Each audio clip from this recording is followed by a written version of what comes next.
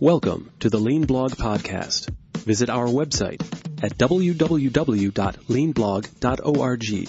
Now, here's your host, Mark Graban. Hi, this is Mark Graban. Welcome to episode 376 of the podcast. It is July 14th, 2020. Joining me today is Lauren Hisey. She is a continuous improvement coach and consultant at her firm, Lauren Hisey Consulting.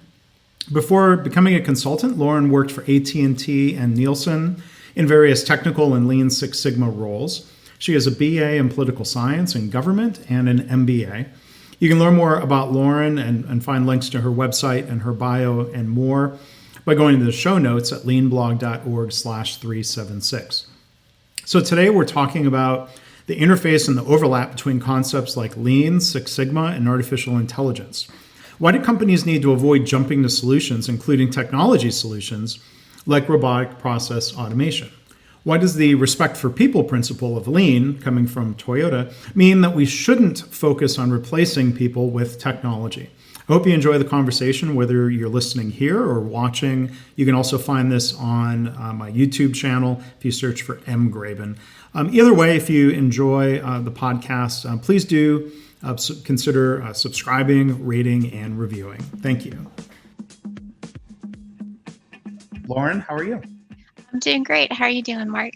Doing all right. Thank you. Thank you for joining us. I always try to let the guests just go ahead, if you can introduce yourself and tell the audience about your background to get things started. Yeah, definitely. So I'm Lauren Hisey. I guide businesses and our business owners and leaders to rapidly and efficiently get from point A to point B so they can see real results and feel empowered.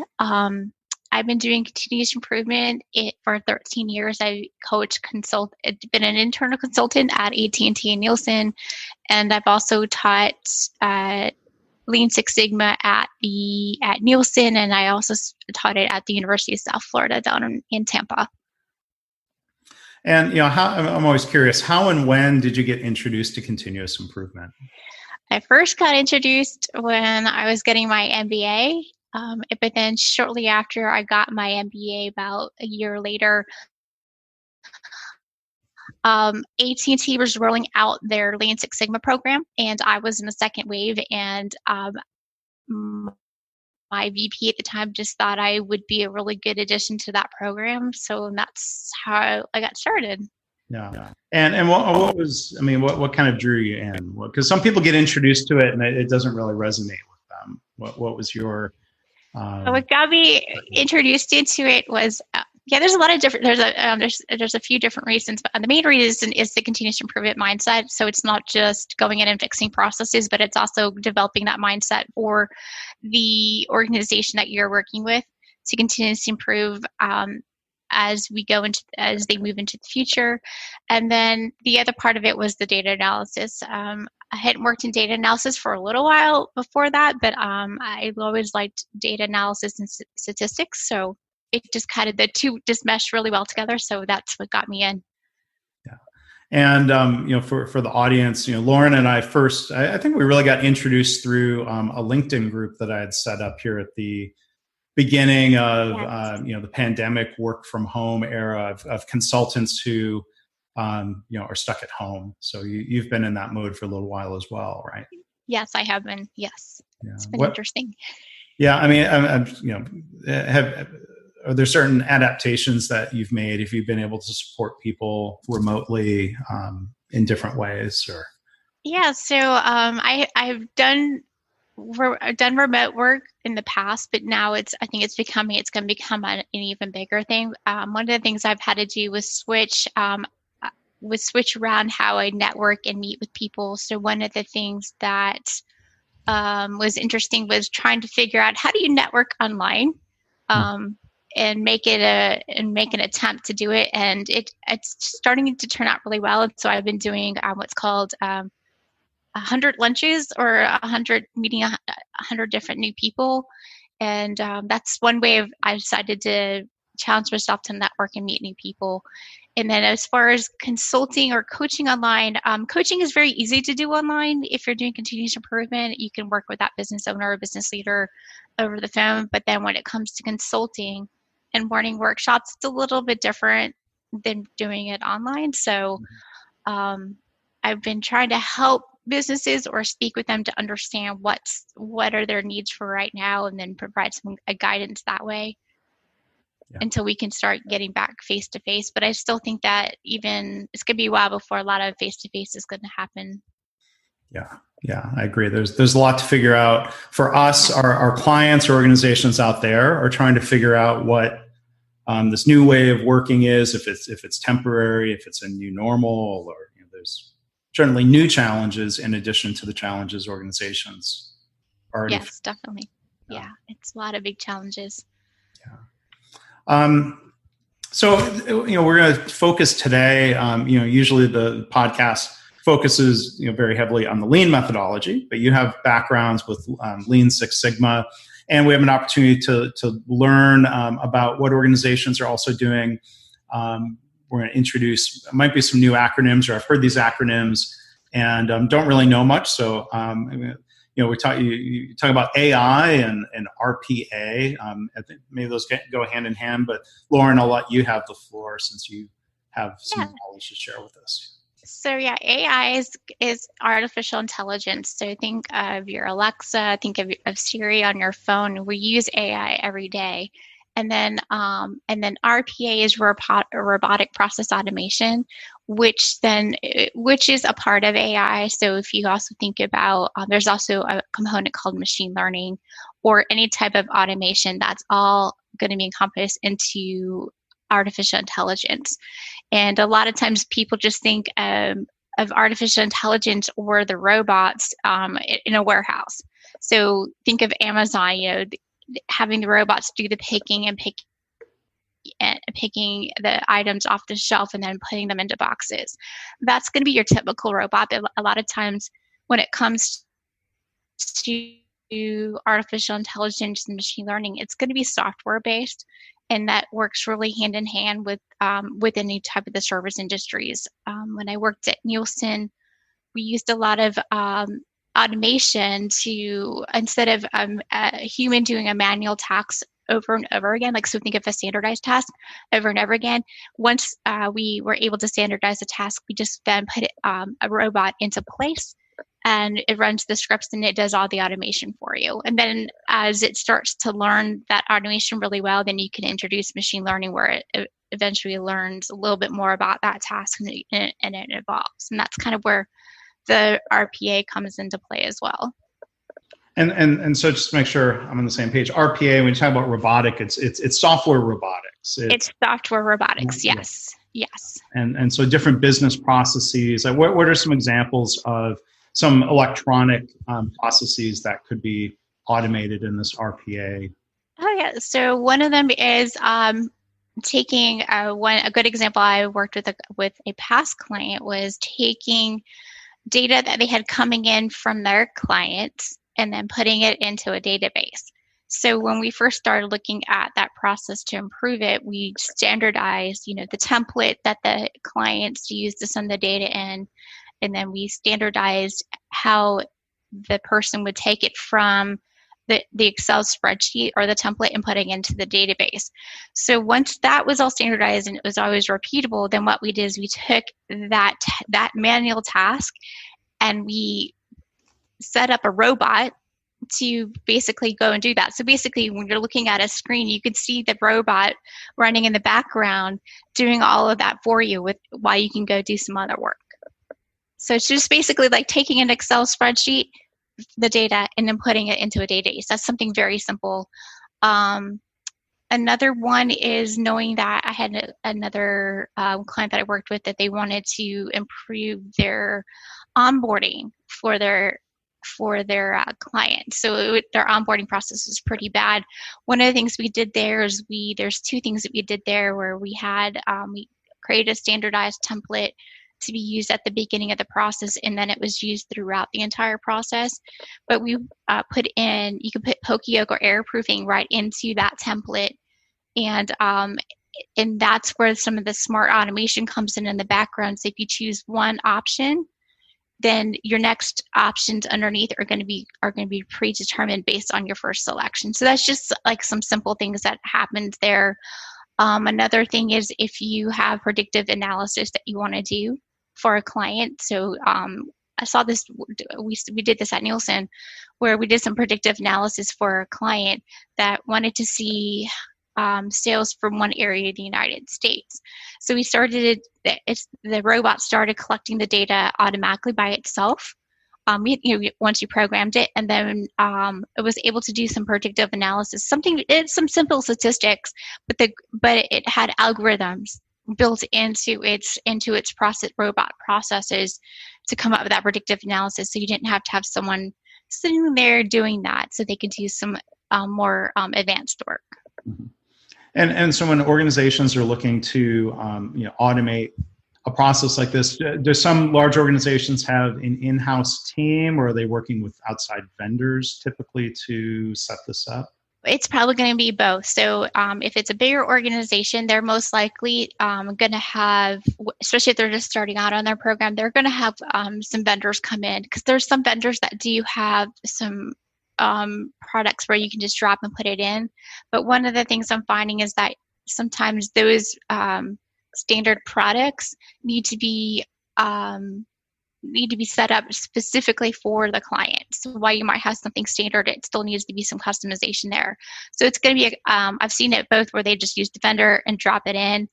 I've seen it where I have another consulting firm that I was working with. They're big on setting up a lot of the RPA and machine learning, and working with them to make sure the processes were right. And then they were specifically building the robots in automation specifically for the client. So it really depends on the client and the needs. So it's, like I said, it's a combination of both, where I've seen it in-house, where all completely in-house, or they're using vendors, or they're using completely outside help. Yeah. So I think it's interesting, to try to make connections between lean principles and lean practice with some of these technologies. When you're talking about standardizing and automating or making a routine out of a process, to me, that sounds like standard work. And right. Then the machine learning piece, if I hear you right, machine learning seems like a form of continuous improvement, where the algorithms and the software are not just following the same algorithm over and over again. They're improving the algorithm. Is that fair? That's exactly it. So the machine is learning for that specific part of the process. They are continually learning and continuously improving. So that's one of the things I think sometimes our cultures get really scared of, using machines or using the process, Lean Six Sigma with it. I think the two go hand in hand, because machine learning and AI is just another form of continuous improvement. It will make our lives better, but make our work a lot better for us. Well, I mean, I could see an argument to be made for eliminating work that's sort of, drudgery, really highly repetitive work. And like, to me, a lean organization that's embracing these technologies, you would maybe follow the example of Toyota, where we're not looking to replace humans with technology, but the work that is done by people may shift. Exactly. We would be committed to those people and not lay them off because of automation, but invest in them. They may get upskilled in some way to where now they're doing more creative work, where the more routine work is left to the automation. That's exactly how I like to approach it. So whenever I go in and start talking to a client, I usually say, we're not going to think about replacing the workforce. It's more, we're doing a shift so that your workforce can do what they really need to be doing. A good example of that is I was working with another client where they had launched a new product, but the product never left product leadership or product marketing. It never moved into operations. Once you moved it into operations, the people in product leadership and development were able to start focusing on what they're supposed to be doing. So it's basically, if you think about it, putting the work in the right place. So that's another, lean, the way I think about lean thinking is putting the work in the right place, and really developing your people and developing your culture. Mm-hmm. And one other connection that you mentioned was, of course, the idea of poka-yoke or mistake proofing. Having that mindset of, whoever's designing the automation has got to think how to build in, or maybe just by the nature of robotic automation being very, very consistent. Hopefully that is eliminating some sources of error. And I think if we're asking people to do very highly repetitive work, it's just natural that error would creep in, just due to our limitations in terms of focus and attention. It's recognizing human nature, not blaming people for their mistakes. I think there's a fine line there. Exactly. So I think like I saw yesterday on LinkedIn, another continuous improvement coach and consultant put out that if we could do work right the first time instead of doing rework, so that's where, like you said, the human nature. So like that's like the data, like building out databases. Nielsen's all big about building out databases and doing predictive analysis for their clients, and that's one of the things within that corporation. By getting rid of that repetitive task, taking that away from the human to allow them to really concentrate on the job, and by building out those databases and letting the machine do it. It took out that human error. It really did. And so when you do work right the first time, that takes out all of your rework, and which then cuts down on cycle time and cuts down on defects. Yeah. So, what are your thoughts, or what are you seeing, in the context here of the current pandemic, changing where and how people are working? There are the economic challenges associated with the pandemic. Are there any trends that you see related to AI, RPA, machine learning within organizations and processes? Yeah, I'm seeing a big push or a big talk about let's do this now instead of later. So that digital transformation of all the organizations was always on the radar, but I think we're going to start seeing it, especially toward the end of the year and early into next year, happening a lot faster, because we don't, like with the pandemic, we are trying to have more people work remotely, or we want to lessen how many people are in the office. And that's where some of the times the technology does help. But I like to caution all businesses and organizations, not while you need to move fast, there is a point where you are moving too fast.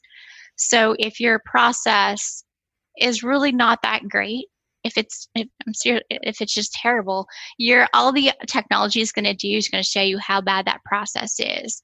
I think there was a quote by Edward Deming that says, was it a bad system will beat a person every time? If you take out the person and put a bad system will beat the AI every time. It's the same exact concept here. So one of the things that I always caution organizations that just want to throw the new shiny tools at the process, I always ask, is your process repeatable? Is it the same time every time someone does it? Do you have a lot of defects? Are you having a lot of reworks? And if I get yes to a lot of defects and a lot of reworks, and I said, first you just need to look at the process first, get that perfect as perfect as you can, and then implement the technology. Yeah, to me, that's very familiar lean thinking. This idea of don't automate a broken process, I think Exactly. is true in manufacturing settings. There are certain healthcare settings, for example, hospital laboratories, where there had been, unfortunately, going back 15 or more years ago, labs would automate a bad layout. And so instead of changing the layout in a way that would reduce the need for conveyors and automation and track systems, when they're automating a bad process, they're layering cost and sometimes adding time on top of what was already happening. So very, very true. Great lesson there. Whether it's an electronic process, I can think of example of, let's say filling out paperwork for a doctor's office, or my wife and I are in the context of we're in the middle of a relocation. So my gosh, the paperwork. So I think of business processes, these are good problems to have, but related to mortgages and home buying, and filling out the same information on multiple pieces of paper. If that's converted to PDFs, now I'm typing in the same information into multiple documents or multiple pages of a document that's not a great technological leap. It's not. If the PDF doesn't have enough space to fill in your email address, the field just isn't wide enough on the document, that's no better than a paper form that doesn't have enough space. So there are still, it seems like, questions of design and waste elimination that need to go into any sort of automated or technology enhanced process. There is very much so. I mean, like I said, I did see an organization last year that started to implement the AI and technology way too fast, and they took the most complex process. What you're describing is in my mind is a simpler process, and that's where you usually start with filling out those forms. So if you're filling out your name on 5 or 6 different forms, why can't you just fill it out on one form and then it be populated across all the databases? Right. There's no reason why that can't be done. The same with doctor offices. I know, as you know, I've been to the doctors a couple of times since all of this started, and they're asking you the same questions over and over again. Now I get that that they're going to have to take your temperature every time, but to ask you the same questions over and over again, maybe if we could do that online before you can get into the office, would save the nurse's time, the customer's time. Just simple things, that can be implemented just with the help, with some help. Well, so there's a lot of that transformation taking place in healthcare right now. As you were talking about some of these technologies being accelerated, I think the same is true in healthcare when it comes to your smartphone app. Yes. To go to check in online and answer some of those questions and some of that information from the relative safety of your home or from the parking lot. Exactly. There are I know of examples where they're not just they're rethinking patient flow in ways that might just be good practice moving forward, where if you're in an environment where patients are arriving by car. Now we have to be careful about exceptions if someone's being dropped off or arriving via Uber or public transportation. But there are some settings where there's an opportunity to rethink and to use technology where a patient can check in from their car and stay in the safety, secluded environment of their car until they're ready to be brought back to an exam room, and they can get a message. It might be automated that says, "We're ready for you now. Please come inside. Use hand sanitizer at the door, and immediately go back to room 8." Exactly. And I think this is the time where I think businesses can develop these good processes. So it's not just for the safety. It's not just for safety, but I think overall, when it comes down to customer satisfaction, I think this is a really good time for us to take a really hard look at some of those processes, because we're going to have to develop some new ones or develop a new way we start and then add that onto the old processes. So if we can make that as seamless as possible, I think overall the customers are happy, your employees will be happier. And then at the end of the day, even though we're all concerned about safety and we are concerned about our customers, at the end of the day, we also want to make sure that we're still hitting those revenue targets. Because if we don't hit those revenue targets, then we don't really have a business at that point. Yeah, and I think classic lean thinking allows us to try to break down some of these things that might have been seen as trade-offs before. We can do things in a safe, high-quality way that is also low cost or good for the bottom line. And I think automating a bad process is not the path to that's very true.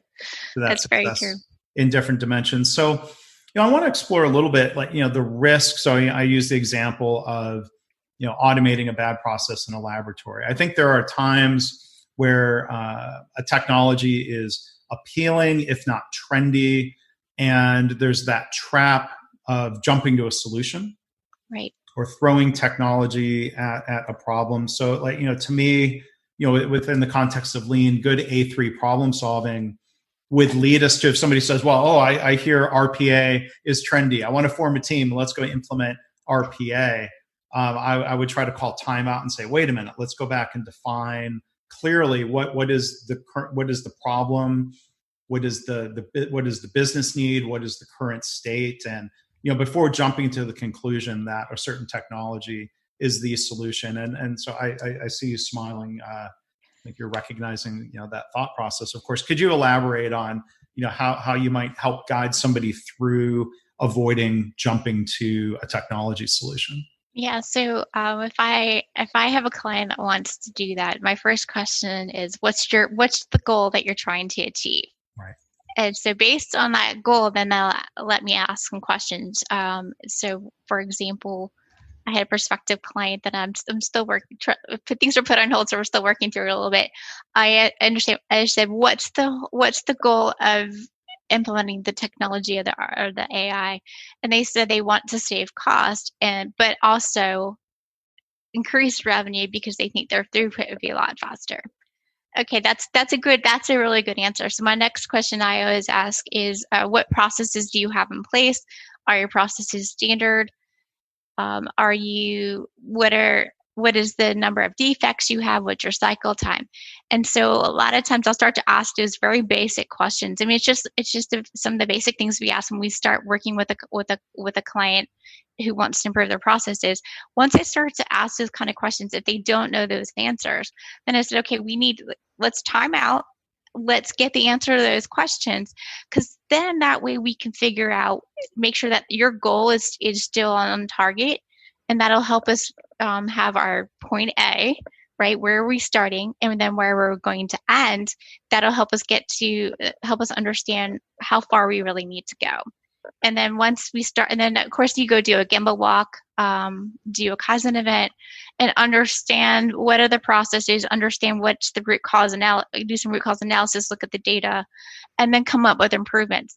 I always look at technologies is going to be the last part of that improvement state, of those improvement stages. So usually we fix the process, make sure we have standard work, we have the training there, people are in the right place. And then we start looking at the technology, and that's where we start doing just basic automation, then RPA, and then you add in the element of machine learning after that. So it's just a cycle of continuous improvement.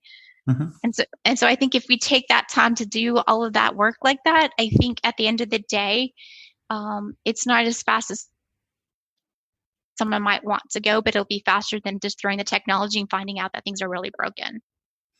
Yeah, so there's kind of, the old, it's sort of a lean cliche of go slow to go fast. Right, yes. Where it's better to, what I hear you saying is, it's better to really be rigorous and, make sure that we're setting up for the right solution rather than rushing into the right solution too quickly, and then people get stubborn. And this is where, psychology and human nature gets in the way of continuous improvement, where in a lot of organizations, people don't want to admit that they made a mistake.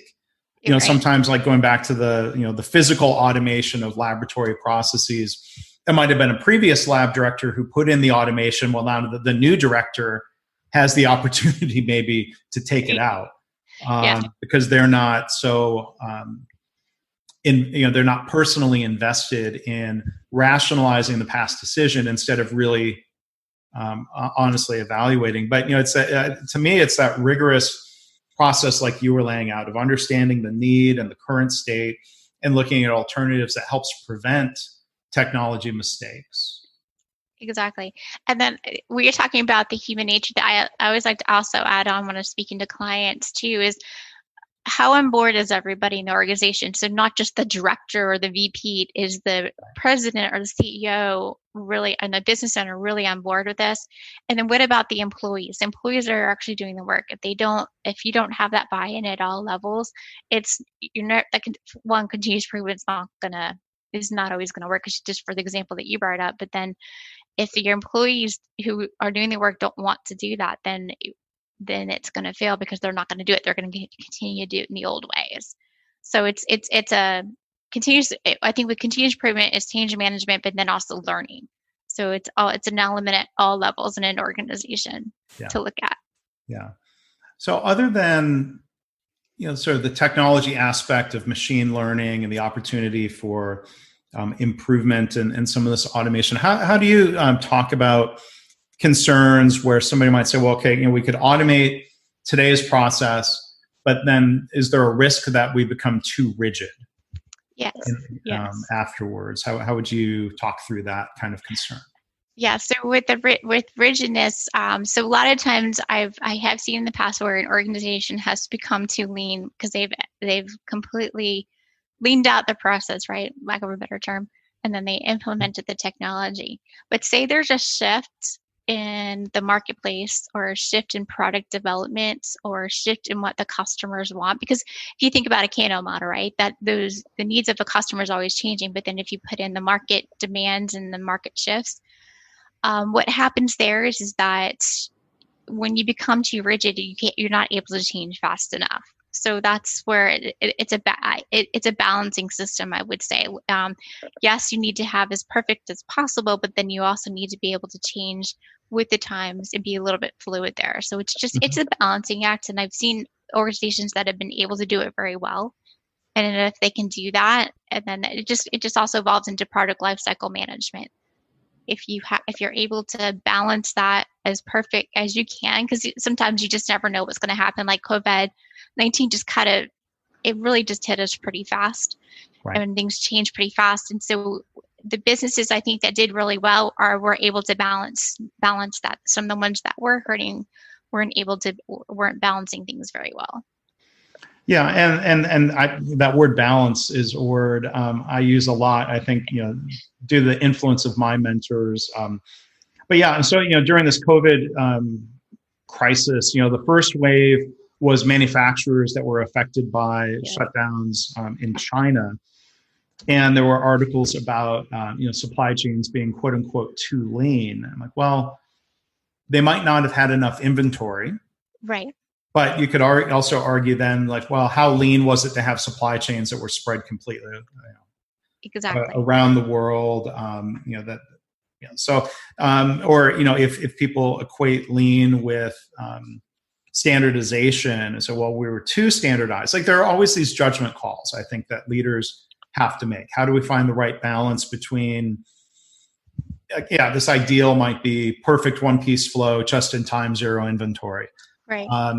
But in reality, in the short term, there might be a need for balance of having some level of buffer, but not so much buffer that the organization never feels pressured to improve and reduce downtime and improve the reliability within the organization. So it's just it's kind of making me think about, like, to me, lean is adaptability and continuous improvement. I don't think we can have too much of that. Exactly. And I think if we look at the true meaning of what lean is and how it started, right, that it was adaptability, it was developing our people. It was, okay, yes, we have machines, but then we still have people. How do we get the two to work together? And then, like you said, the just in time. I had a conversation with a gentleman here in Atlanta about the supply chain, because Atlanta is a big supply chain area. And they were talking about how lean doesn't work in this type of situation. I'm like, yes, it does if you balance it right. Yeah. Or if lean is about developing people and continuously improving and engaging people, that applies in every setting. Exactly. Yeah. Big time. Yeah, and it's interesting. I mean, traditionally, I think when we're talking about physical robots, the one knock on physical robots, or Elon Musk maybe has learned a lesson where he was really trying to heavily automate Model 3 assembly. And as he learned a little bit down the road, he kind of famously said, he probably tweeted this: humans are underrated.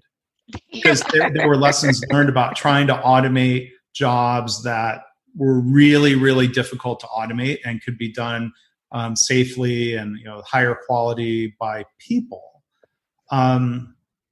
There's this balance and making sure, maybe he fell into that trap of falling in love with technology and wanted to automate because it's cool. Or maybe he thought, well, ideally it would be better for the business, but the challenge is getting from here to whatever you define as ideal. Like, to me, I would never define ideal as getting all of the people out of the process and fully automating everything. But each leader is going to make their own judgment call about their business and where they think the balance might be. Yeah, exactly. I mean, the balance is in it with the people and then adding the machines on top of that. A lot of times, like, that's why I was talking about the culture earlier and the people. If not everyone's on board, because to be honest, a lot of times your best ideas are coming from the people that are doing the work. And if they say, if I could just have something that would just do this for me, that's an indication to me, oh, wait, that can be automated. It's something that's manual, it's boring. They'd rather be doing something else, another part of the job. And that's why I was, when we reduced, in the past, when we were reducing cycle time without any of that in technology. And I remember leaders asked me, well, if I reduce the cycle time, what are my people going to be doing? I'm like, your people are going to be doing a lot more work than you really realize. They're just, instead of having overtime, they maybe are able to work a standard, nice, normal 8-hour day, and then they get to go spend time with their family. That makes them happy.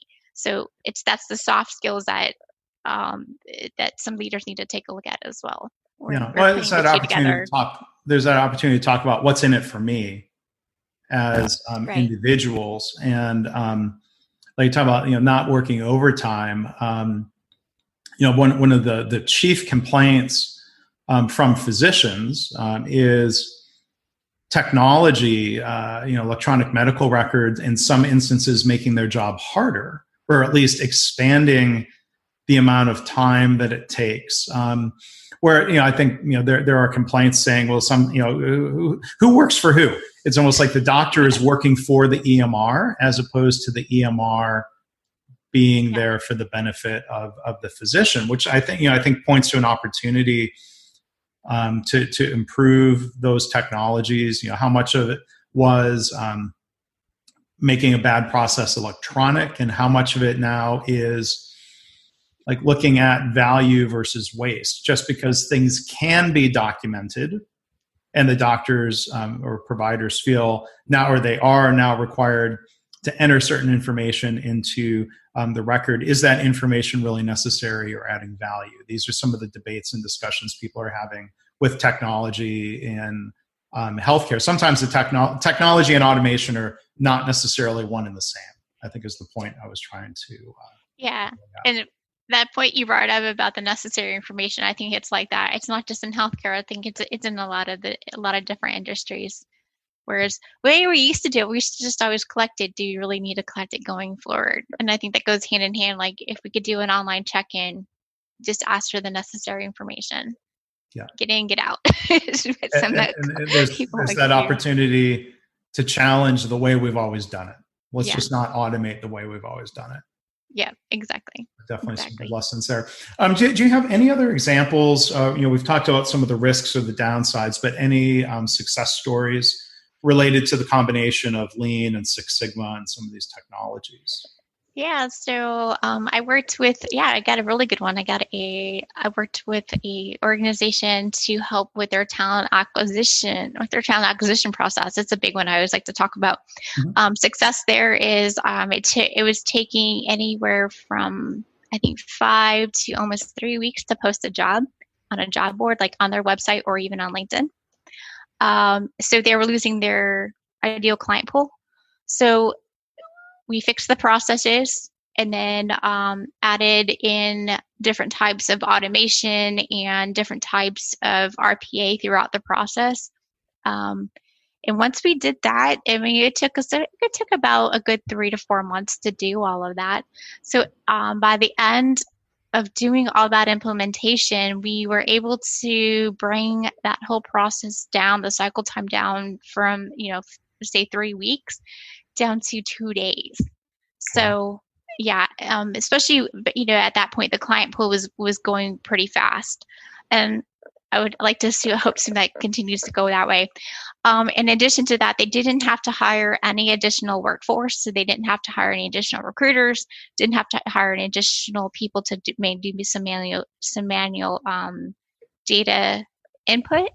And then in addition to that, they were able to reposition some of the recruiters to do what they were hired to recruit. Instead of fighting fires between the system and the managers, there was also transparency throughout the entire process. So there's some automated emails that were sent that this is where everything goes on along the way. In addition, I know some HR folks would love this. They would send automated emails to the potential employee where they were at in the phase of the hiring process. because I know that's usually a big black hole for a lot of people. Right. And then in addition, they were able to save around, I think the first 3 months, I think it was around $500,000 in savings. And then if you add, and then a year later, it was probably close to 1.5 million. Some really good success story there. It's one of my favorites. Yeah. Well, good. Well, thank you for sharing that. And as we wrap up, there's an opportunity for you, Lauren, to tell the audience about your consulting practice, Lauren Hisey Consulting, and a little bit more about the types of organizations that you work with, and how people can reach out to you if they're interested in talking about these things with you. Yeah. I do coaching and consulting with business leaders and our business owners. Usually I have worked in bigger corporations, and that's, I've done some of those. I also do work with small and medium businesses. I'm usually more on the service side of the business, service businesses versus manufacturing. Mm-hmm. In addition to, I worked in operations, and I also worked in the sales area. So trying to make sure there's a good linkage between those two. So that's usually who I work with. And how to contact me, you can find me on LinkedIn, or just visit my website, laurenhiseyconsulting.com. And there's a contact me there option as well. So we'll make sure that link is in the show notes, and make sure people, laurenhiseyconsulting.com. And then also on LinkedIn, you're probably the only Lauren Hisey there. I believe so. Okay. It's good when you've got a unique enough name. Mark Graven is in that same category, if people can spell it, right? Right, exactly. Hisey, yes. Lauren Hisey. So, Lauren, thank you for being a guest and sort of, kind of pushing, some of our boundaries, maybe about thinking about technology. I think sometimes people, get hung up on the idea that technology is bad, but I think it's all, because I think there's this traditional, even outdated thinking in ways where some people say, look at Toyota, and Toyota uses technology exactly in different ways. And I think we can combine technology in a way that is supportive of people, respective of people, and engaging. If you look at the Toyota, I'm climbing on a soapbox here. I didn't mean to. Yeah, I did. But if you look at the Toyota Way principles, when they talk about using proven, tested technologies that support your people in your process, it seems like that would apply to AI, RPA, machine learning, any of these technologies. So maybe I'll give you the last word on that. Yeah, that's exactly it. I think people don't need to be so scared of it. I think of it as this way. It makes lives better. It'll make your work life better. And if you're working crazy hours right now in a job, it could actually make your life a little bit better, a little bit easier. So you can get out of work a lot easier, a lot faster. You can spend time with family. That's always been my end game. Telling people you can spend time with your family, and then that lights them up. Yeah, that's very true. So, Lauren, thank you again for being here, and certainly wish you all the best. All right, thanks for having me, Mark. Sure thing. Thanks for listening. This has been the Lean Blog Podcast. For Lean news and commentary updated daily, visit www.leanblog.org. If you have any questions or comments about this podcast, email Mark at leanpodcast@gmail.com.